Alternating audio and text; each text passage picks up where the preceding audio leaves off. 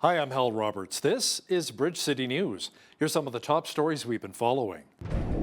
Pictures were brought forward as the names were read out of the victims who died in the tragic bus crash near Carberry, Manitoba. A new bill could become legislation soon, which would impact news organizations' ability to post news content online. And Lethbridge police have issued a warning after potential fentanyl-laced bears that look like candy were discovered at Galt Gardens. Your nation, your province, your southern Alberta.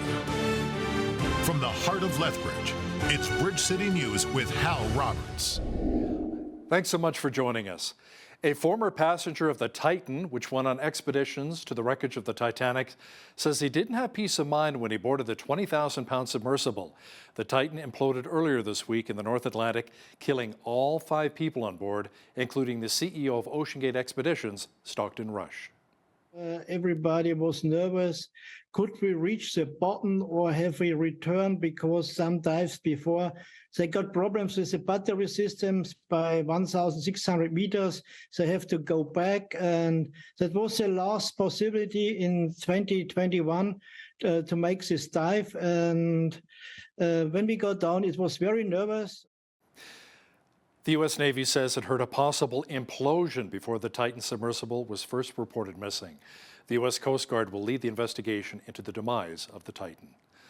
RCMP in Manitoba released the names of the 16 seniors who died in a crash between a minibus and a semi-truck along the Trans-Canada Highway near Carberry, Manitoba. Family members honored their loved ones by placing large photos of them on easels as the names were confirmed. Ladies and gentlemen, words cannot express the loss you have experienced over the last few days, or the trauma that continues as you visit the loved ones in the hospital. We cannot feel your pain. We can only offer our sympathies. We cannot suffer your loss, but we can share your grief. On behalf of not only the citizens of the rural municipality of Dauphin, but also of the residents of the surrounding community of the entire parkland, we offer our condolences. Vічна пам'ять, memory eternal. The word tragedy has been used a lot over the last week, but never has that word had as much meaning as it does when we look at the photographs that line this room. There's been a cloud over this community since the collision occurred. We lost 16 people who were mothers, fathers, sisters, brothers, grandparents, whose decades of contributions helped make this community what it is. They're gone in an instant. And 9 more remain in the hospital with serious injuries being tended to by dedicated health professionals. 2,000 residents of a northern Quebec town have been evacuated due to a wildfire. They just returned to their homes on Sunday before being forced from their homes yet again because of the blazes. This comes as the head of a team of more than 100 firefighters from France dispatched to Quebec says the wildfires are far bigger and more challenging than what he usually sees back at home. Meanwhile, here in Alberta, we currently have 80 active wildfires. Our province has seen 669 wildfires so far this year. There are 2,600 personnel working on the fires. Firefighting units are pitching in from across Canada, the United States, Australia, New Zealand, Costa Rica, Chile, and South Africa. There are still 2,752 Albertans who've been evacuated, including those in Little River Creek Nation and Fox Lake. Now, due to the amount of rain the province has received, officials say fire bans are no longer in place for the forest protection area. As for the wildfires themselves, government officials say 392 were caused by humans, 150 were started by lightning, and 121 are still under investigation. Police in Calgary are investigating a fatal shooting in the city's southeast. Officers were called to an area on Forest Lawn around 5 a.m. today and found a man with what appeared to be a gunshot wound. He was taken to hospital, but police say he later died from his injuries. No reports of any suspect being arrested as of yet, and the investigation continues. The case of the Lethbridge man who was charged with assaulting a 6-week-old baby girl was back in court. The man was facing 4 charges, 2 of which were dropped. The court said there was not enough evidence to charge the man with sexual assault or sexual interference. He is, however, being charged with assaulting the infant, along with failing to provide the necessaries of life. The Crown and defense believe a 7-year sentence in jail is appropriate, and we'll have more for you as the information becomes available on this case. Members of the Lethbridge Police Service have sent out a warning after suspected fentanyl shaped like a gummy bear was found at Galt Gardens.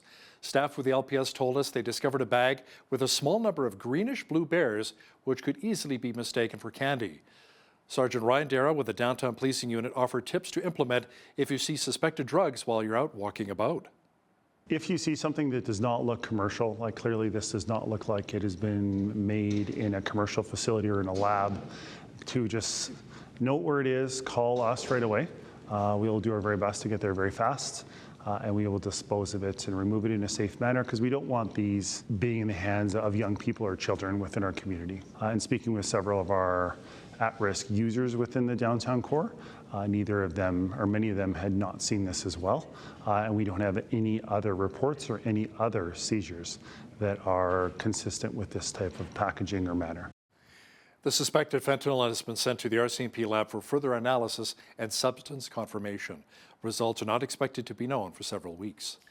A 99-year-old Lethbridge Police Service veteran is set to receive a very special honor in Fort Macleod on July the 12th. Retired Superintendent with the LPS, Glenn Mickelson, has been invited to take part in the RCMP's 150th anniversary musical ride. The event will feature a large group of riders and their horses, which perform intricate formations and drills set to music. Now, during the celebration, the riders will salute Mickelson. He says he's pretty excited to be able to join in on the festivities, and he reflected on his own personal experiences with the musical ride in the past. We trained with everything on it. When we trained for the musical ride, we trained with those big lances.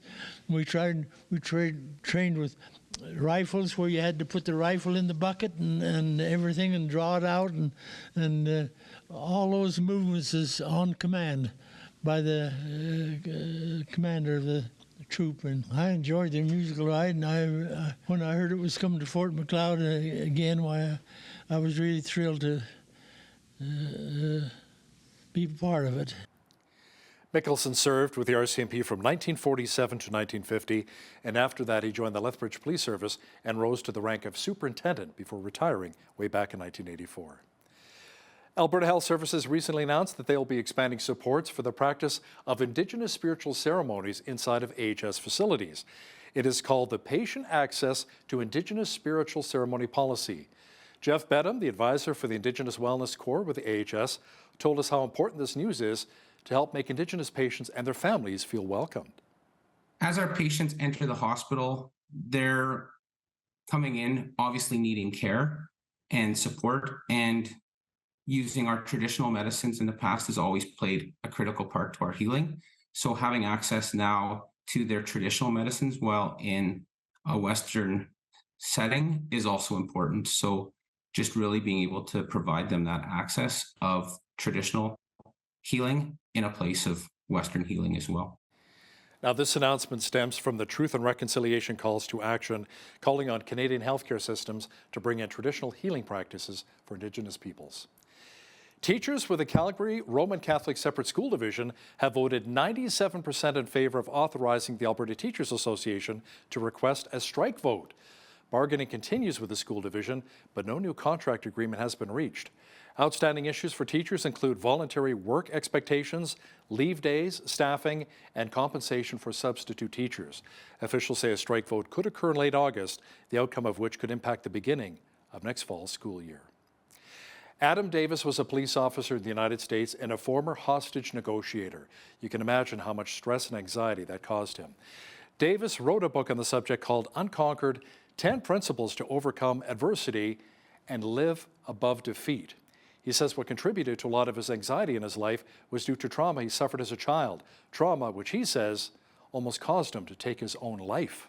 I was focused on me. I was focused on my pain and struggles and all this other stuff, and I felt like the only way out. So sitting in a patrol car, I pulled my weapon out and I paused and I cried out to God, and I said, if you have a reason to keep me here, if you got a plan for my life, you can have me. Otherwise, I'm tired of hurting. I'm tired of fighting. And, I've tried for nearly 10 years to put into words, whether speaking or writing, what he did for me in that car. And the only way I can tell you, I felt a perfect peace, and I felt like an embrace of absolute perfect love. Make sure you catch that powerful and emotional interview with former police officer Adam Davis and BCN's Naveen Day coming up later in our broadcast. As of next Thursday, it may become even more difficult for news outlets to post news content on Facebook. The Trudeau government's Bill C-18 passed in the Senate and is now on its way to Parliament Hill to receive royal assent. The bill would force Meta to pay news organizations, including Bridge City News, for their news. Now, Meta, which owns Facebook, doesn't want any part of that. Political reporter Brian Lilly joins us now from Toronto to talk more about it. Now, Brian, first of all, explain in more detail what Bill C-18 is all about. It's called the Online News Act, and the government's desire or purpose in bringing it in was to get big tech companies like Google and Meta, which owns Facebook and Instagram, to start paying news companies for the content they provide to these platforms, for the links. Now, there's been an argument about whether this is the right way to go. Most of the money, apparently, according to an analysis by the parliamentary budget officer, would go to the big broadcasters, CBC, CTV, and the like. And then the rest of us would all get a little bit, comparatively speaking. But the idea was make the big tech companies pay news something for their content. It's been tried in Australia, France, the UK. The US is looking at a similar bill with cross-partisan support. It's sponsored by a very conservative Republican and a very liberal Democrat. Everyone looking to do the same thing. The unfortunate part is here in Canada, like in Australia, Facebook said, you make us do this, we're just going to block news content. And they say they're better at it now than they were when they tried this in Australia. So, Brian, how can this bill potentially hurt news organizations, including where you are at The Sun and for us here at Bridge City News? It's definitely going to be a hit. Once upon a time, I did great business, great traffic on Facebook. Since Donald Trump, since towards the end of Trump's administration, Facebook has downgraded political content. So while I used to do great traffic, I don't anymore. So for me, it's not a big outlet. Anybody that does political news, you don't get a ton of traffic from Facebook anymore. But if you're doing local news, like you do at Bridge City News, if you do sports, entertainment, if you do lifestyle at all, those are the things that still generate an awful lot of traffic for news organizations across the country. And that's going to disappear. What will be even worse if Google goes forward, because while Facebook is big, Google is multiple times larger than Facebook when it comes to generating traffic. Unfortunately, the bad news is that Facebook has decided to go this route. Personally, I would have preferred a private sector negotiated settlement between the companies and the news industry. That didn't happen. And when it comes to Facebook, it hasn't happened in any country until they've been forced by government. They have to get their hand forced to come to an agreement. Google's a bit better at that. So Facebook is the first straw. We'll see if Google goes next. If so, there's going to be a lot less news out there for Canadians to consume online. Thanks so much, Brian. That was political reporter and Sun columnist Brian Lilly, who joined us from Toronto. You know, it appears as though more and more Canadians are leaving the big cities and are headed to smaller cities or towns where you're just a 15 to 20-minute drive away from anything. Don Anderberg is the mayor of Pincher Creek, Alberta, near the stunning Canadian Rockies. He says not only is your commute to work a lot shorter living in his town, but it is also much more affordable as opposed to living in a place like Calgary or Edmonton. One of the advantages is probably our taxes. Our commercial tax rate's fairly reasonable.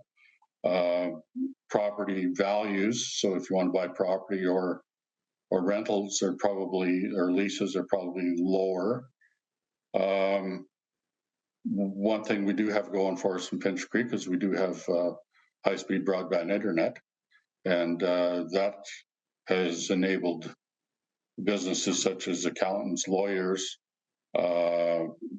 and people that have large files that they have to move around to remain on our community. Make sure you catch my full interview with Pincher Creek Mayor Don Anderberg coming up after Business News. A big event is taking place this weekend at Henderson Lake in Lethbridge. The ATB Financial Lethbridge Rotary Dragon Boat Festival will be bringing in boaters from all across Western Canada competing in boat races on the lake. Organizers are expecting more than 1,200 competitors to participate. Well, it should be a beautiful weekend for the Dragon Boat Festival in Lethbridge at Henderson Lake. A full look at the weather picture is coming up.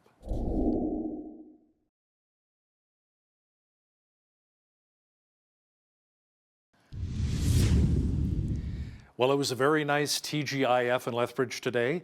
We had sun mixed with clouds and nice and warm. Tonight, it should be fairly clear with a low near 8 degrees. Tomorrow, the clouds will roll back in, and there's a slight chance of a shower developing with a high near 27.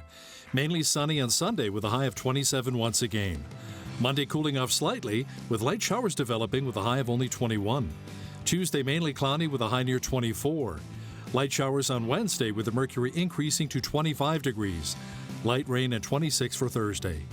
Now the average high for this time of year is 23 degrees and an average low of 9. The record high was 38 degrees set way back in 1941, and the record low was +2 in 1967. The sun rose at 5:24 and will set at 9:43. Let's see how the rest of the country is shaping up now. Expect a few clouds and a high of 22 degrees in Victoria. Clouds mixed with sunshine and a high of 21 in Vancouver. A slight chance of showers developing in Calgary with a high of 25 on Saturday. Thunder showers in Edmonton and a high of 26. It should be mainly sunny and 26 in Regina. Sunshine and 28 degrees is on tap for Saskatoon. Increasing clouds and 26 is expected in Winnipeg on Saturday.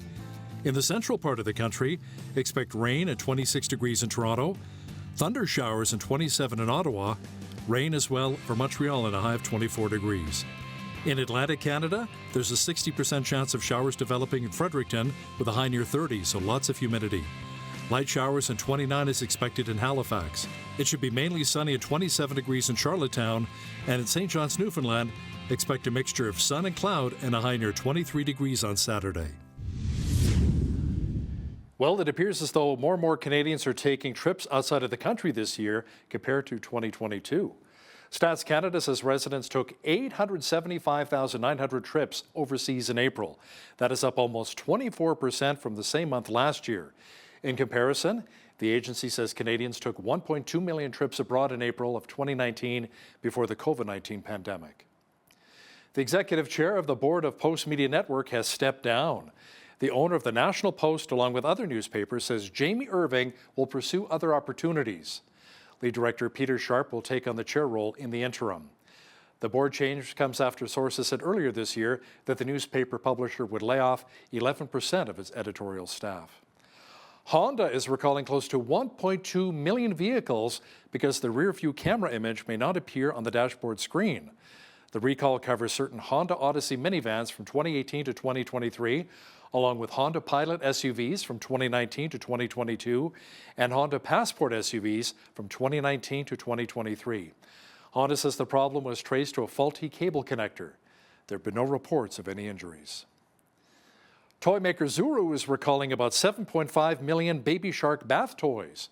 There have been reports of lacerations and puncture wounds in children playing with them. The recall includes both the full-sized and mini versions of Zuru's robotic Baby Shark toys that have hard plastic fins on them. The U.S. Consumer Product Safety Commission says 12 injuries have been reported so far after kids sat on or fell on the toys. 9 of these cases required stitches or medical attention. Now, here's a look at today's markets. The TSX was down 162 points on the day to finish at 19,418. The Dow was down 219 points to 33,727. The S&P 500 was down 33 on the day to 4348, and the Nasdaq was down 138 points to 13,492. West Texas Intermediate Oil was down 35 cents to 69.16 US per barrel.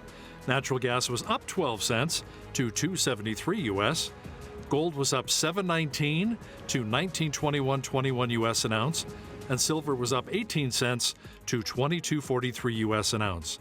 Feed wheat is at $11.38 per bushel, barley's at $9.12, canola's at $16.79, and corn is at $10.59 per bushel. Live cattle were down 15 cents to $177.50. Feeder cattle August contract was up $3.28 to $233.95, and lean hogs July contract was down 58 cents to $91.28.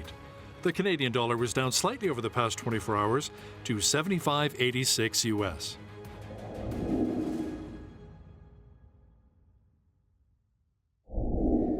Recapping one of our top stories, members of the Lethbridge Police Service have sent out a warning after suspected fentanyl shaped like a gummy bear was found at Galt Gardens. Staff with the LPS told us they discovered a bag with a small number of greenish-blue bears which could easily be mistaken for candy. Police say if you stumble upon suspected drugs, to call them right away. Coming up, we're going to chat with a former police officer and hostage negotiator about his new book called Unconquered. Author Adam Davis will explain his principles to overcoming adversity and how to live above defeat. That Q&A with Naveen Day is on deck. Listen, if you see news happening in your community, be sure to drop us an email at info@bridgecitynews.ca. We'd love to hear from you.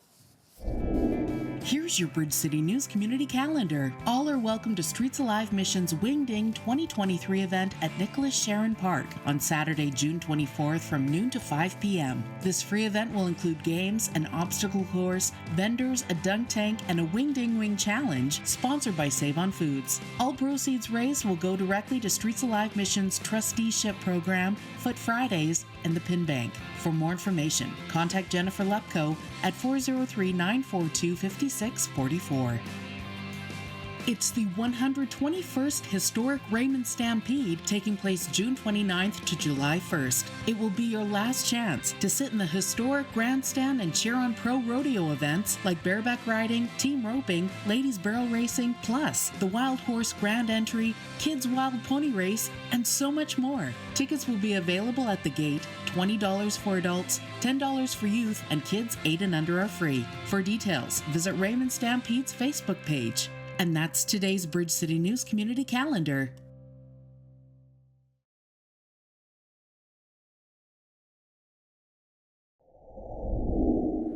So many of us have experienced some kind of painful or traumatic event in our lives which have left us with ongoing struggles, especially with our mental health.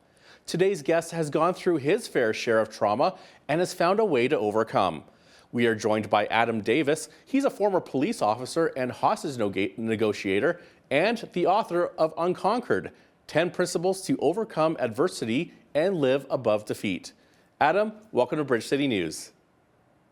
Thank y'all so much for having me on. Absolutely. So can you just tell us what prompted you to write Unconquered and how did you come up with the somewhat unusual title?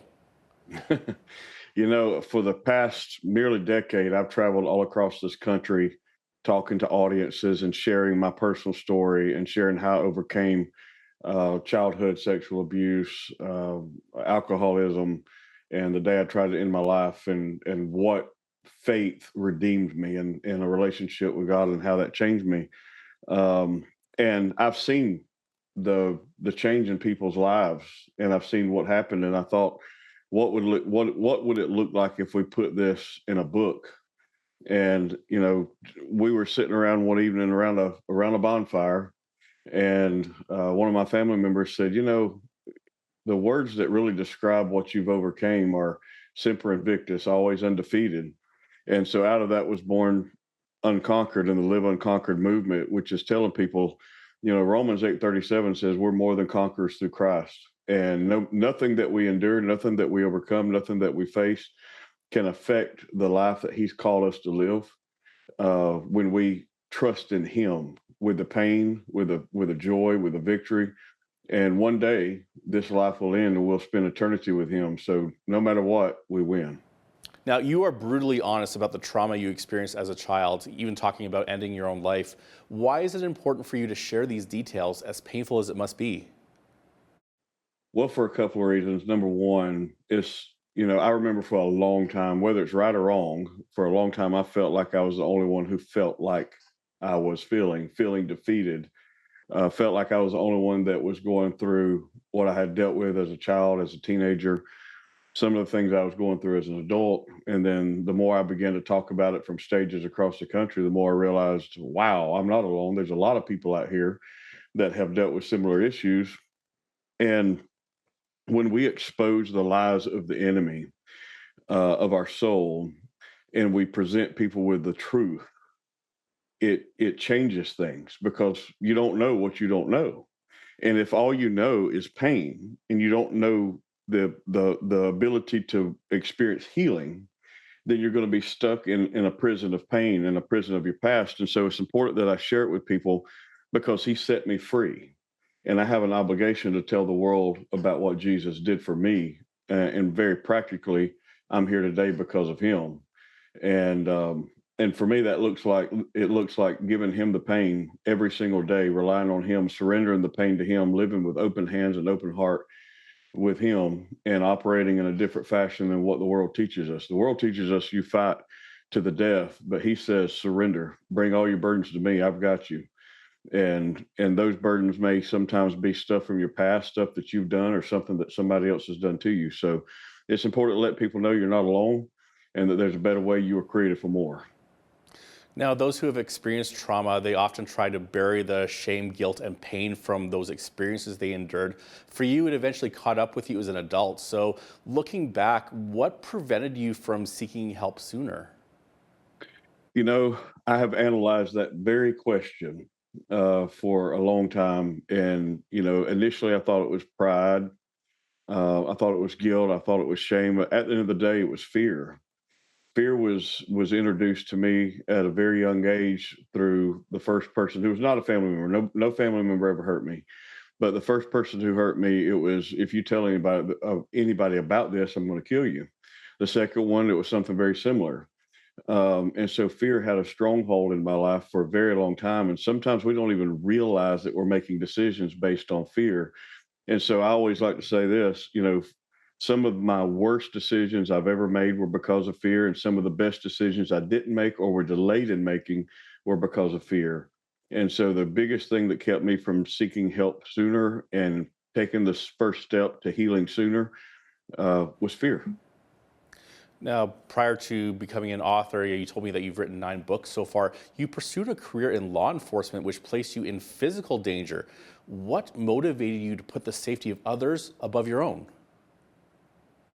I wanted to be like the good men that I knew growing up. You know, my dad's owned a business for more than 45 years, been in business for himself, and a lot of his friends are law enforcement officers just because of the nature of the work he does.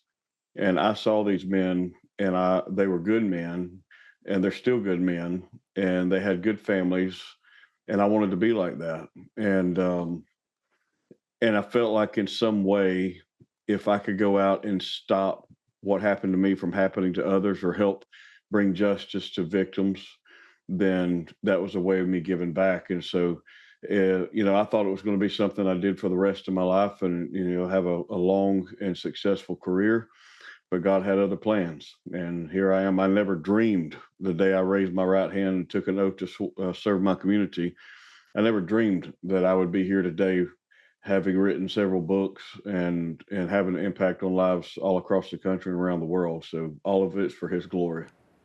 That's amazing. Now, you talked about how you were at a very low point in your life and you considered suicide. Can you just tell us what stopped you and what do you say to others that are considering that decision?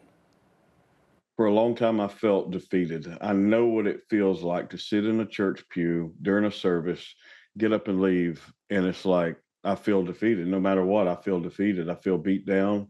I can hear the sermons. I can even read the scripture, but I still feel defeated.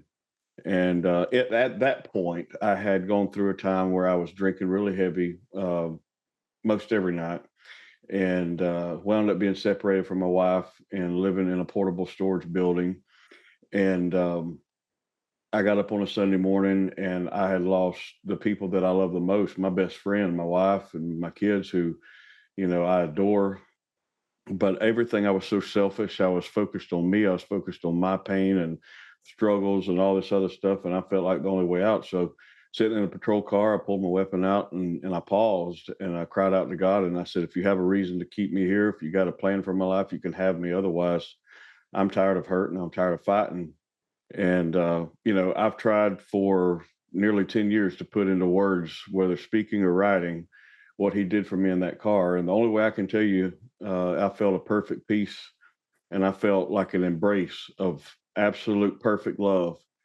And, you know, what I tell other people who are in those places is number one, the pain you're going through right now, it doesn't have to be forever. It's not a life sentence.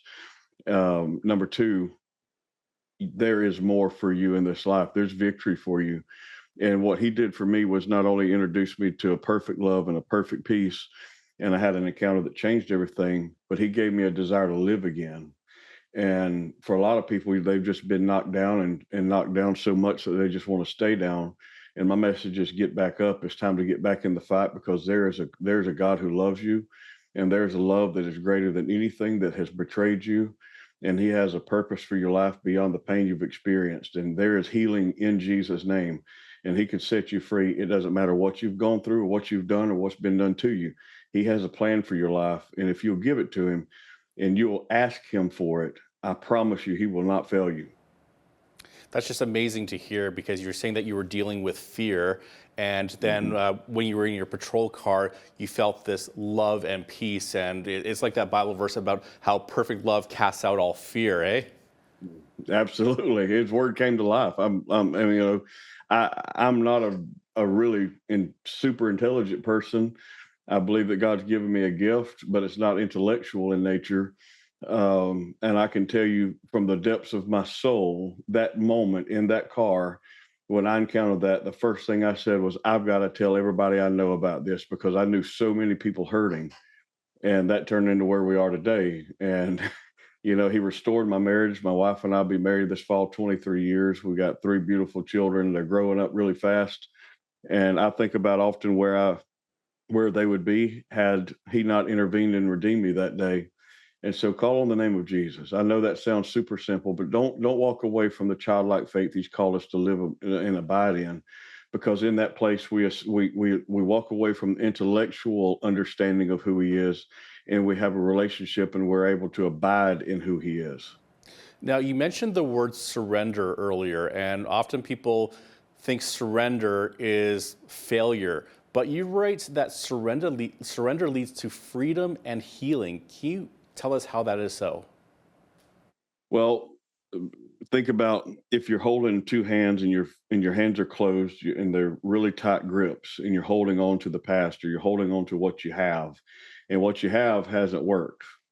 So open your hands, release what you've got, give it to him, and watch what he does with the pain. He can turn something beautiful out of that stuff. And a lot of people, I remember even in my own situation, I was like, where were you at when this happened? If you're good and if you're loved, where were you at when these things happened? And for several months prior to my experience in a patrol car, I was, and it sounds awful, I was sort of interrogating God on the basis of his goodness and love. And it's odd that, I don't think it's odd, I think it's just God that's how he would meet me in the car that day. And I think a lot of times we want to know, where were you at when this happened? And he's never failed us. He's always been with us. All we got to do is call on him. But we can't do that when we're trying to live in control of our own life. And so that's what I'm saying is, surrender what you have and all of who you are to him, because the things of his kingdom and the ways of his kingdom are opposite of the ways of this world. The ways of this world says, cling to what you have and hold on to what you have.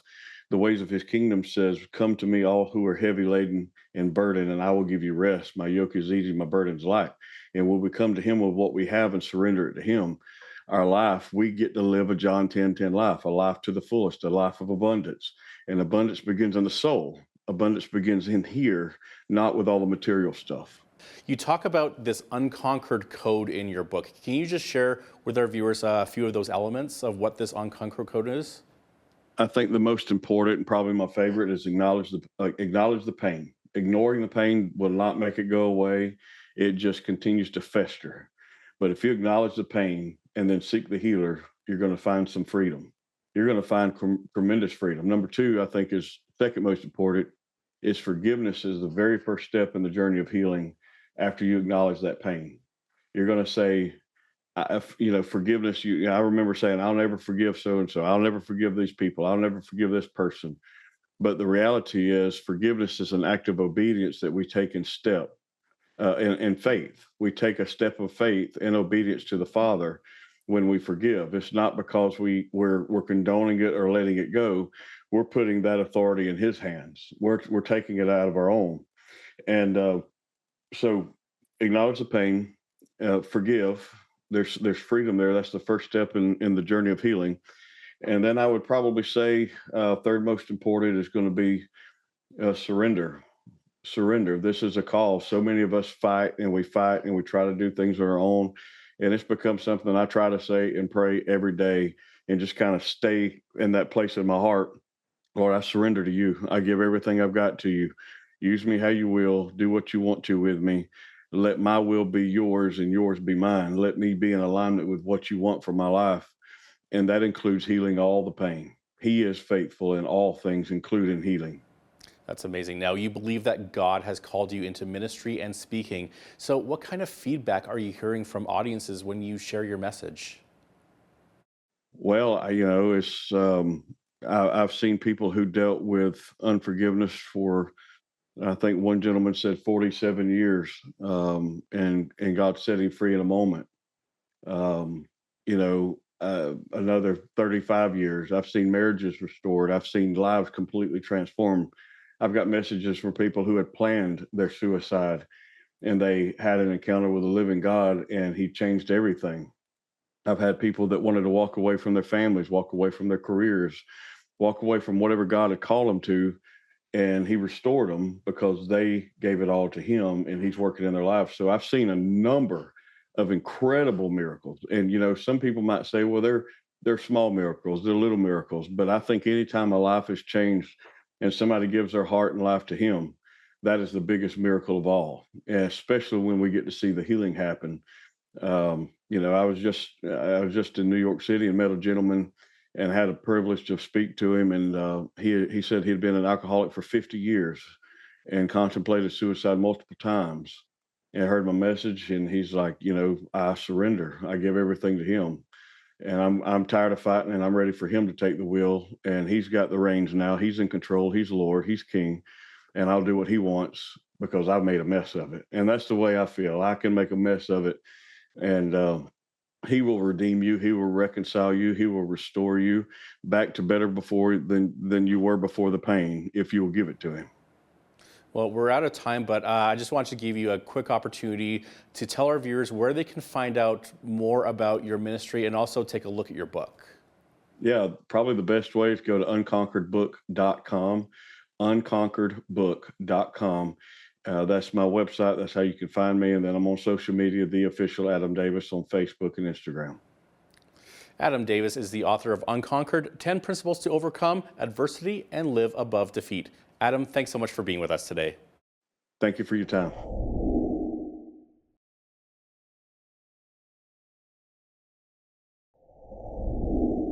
There's some very beautiful towns across southern Alberta. Some are seeing populations dwindling, while other ones are growing. Oftentimes, they're places with friendly folks and a more affordable style of living. Joining us now to talk about the small town life is Don Anderberg. He's the mayor of Pincher Creek, Alberta. Don, welcome to Bridge City News. Thanks for having me today. Really appreciate the opportunity to talk to you. Absolutely. So, Don, how would you best describe Pincher Creek? Well, Pincher Creek's population of about 3,600 people. Pincher Creek's one of the oldest settlements in Alberta.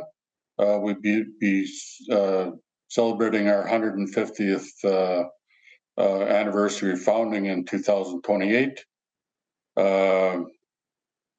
Big, rich history of ranching and farming in this area.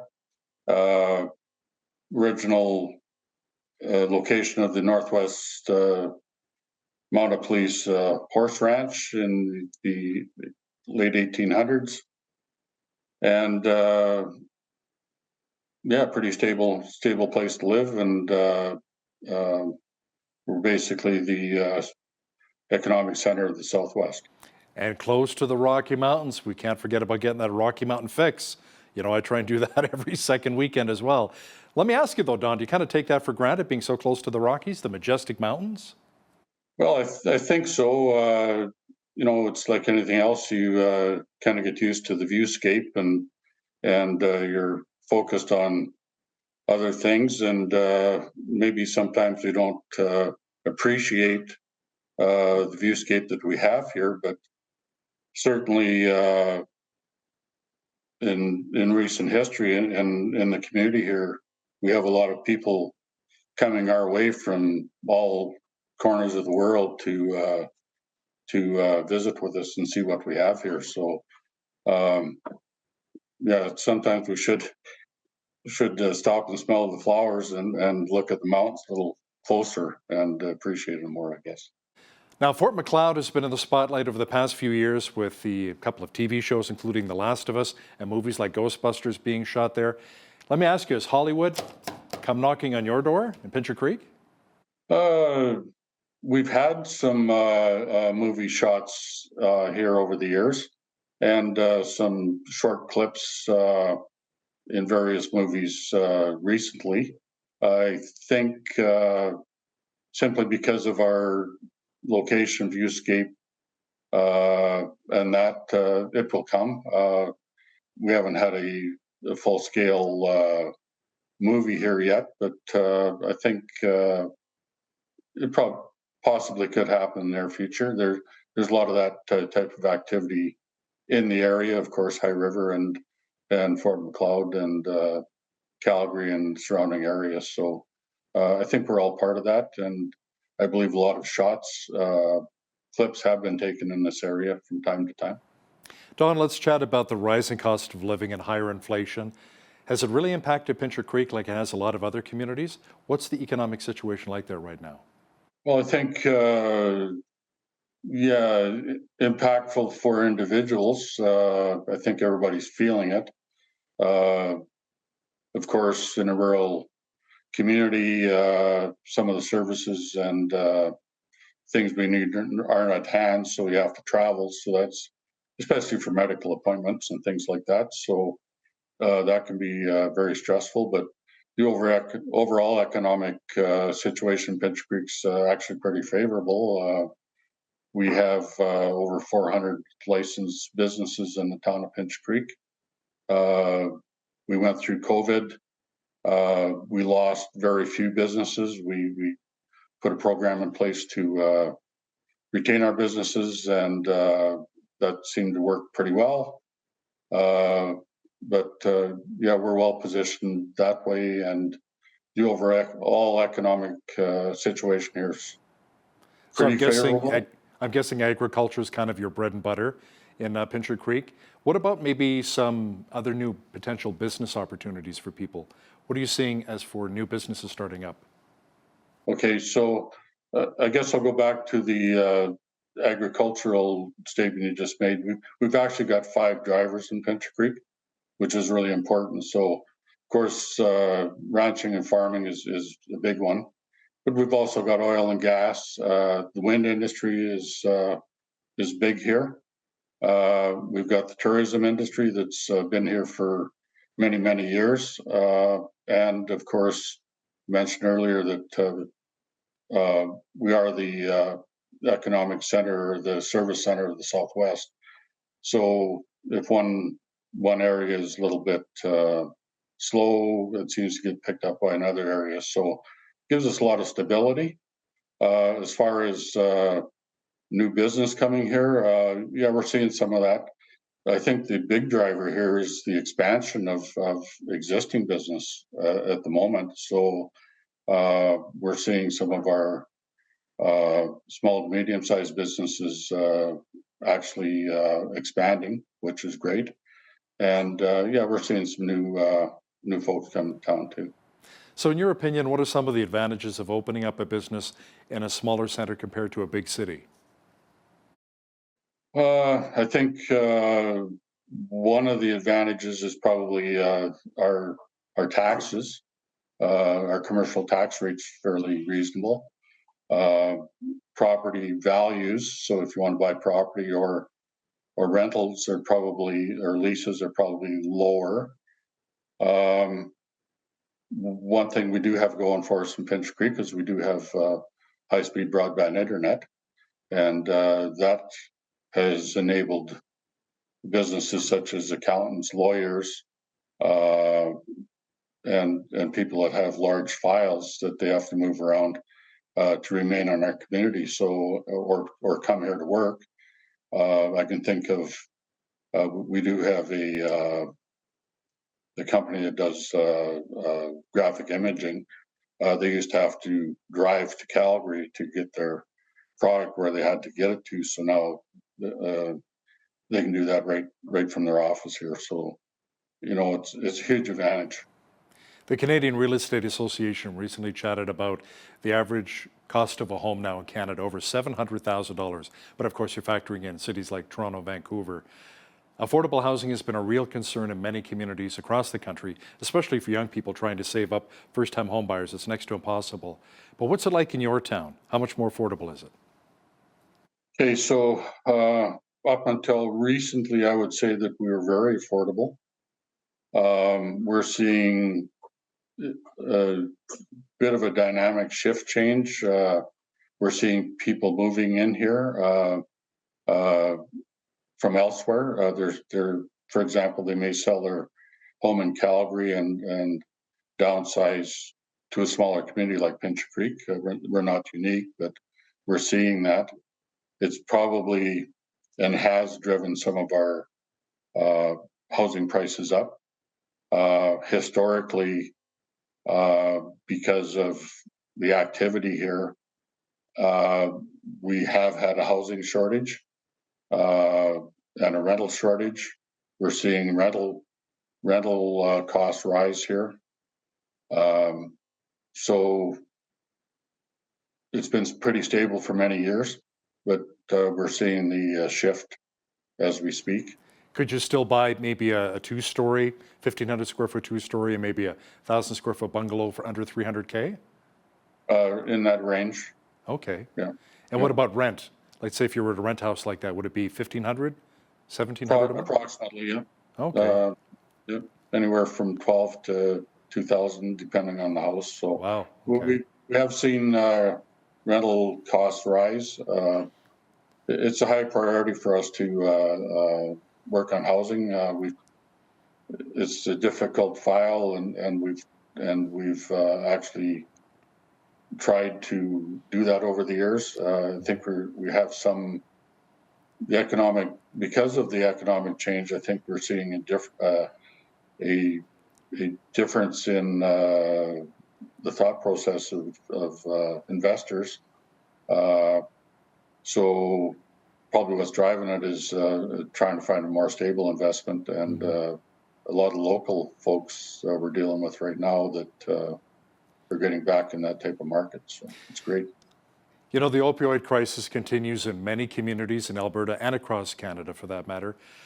How is your town dealing with the drug, crime, and homeless crisis? A lot of the issues. Well, we've got all those issues here to a degree, but not to a really high degree. In fact, we just had a report from we have a 3-month report from our local RCMP detachment, and our crime stats are actually relatively low in Pinch Creek, which is wonderful. We do have a drug issue here to a degree, but I wouldn't say it's hard to gauge, I guess, from a political perspective, I guess, but I wouldn't say it's rampant and visible, but it's here. And as far as housing is concerned, homelessness, not a big issue. Trying to find places for people to live, affordable housing is a big issue, but so those 3 items, we always keep an eye on it, and we're always concerned and try and do our best there, but not an overall huge concern for us. You know, sometimes people have concerns moving to a smaller center, especially when it comes to getting ill, getting sick, you know, having access to a cancer treatment center or a decent-sized hospital. What is it like in Pinch Creek for healthcare? Okay, so historically, our healthcare here has been great. Probably, I would say, probably rural health model for the province to a degree. Recently, we've had an issue replacing doctors that have left. We're in a bit of a crisis right now with that. But having said that, we are a regional hospital, and recently Alberta Health has installed a CT scan machine in our hospital, and also recently they've announced upgrades to our surgical suites to increase surgeries here. So as we speak, there are surgeries scheduled for folks from out of town to come this way to access certain procedures.